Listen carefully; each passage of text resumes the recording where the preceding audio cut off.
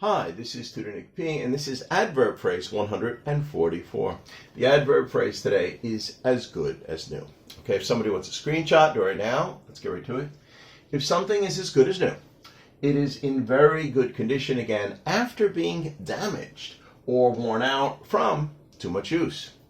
The phrase dates back to the late 1800s and usually refers to something that has been restored or repaired to its original condition.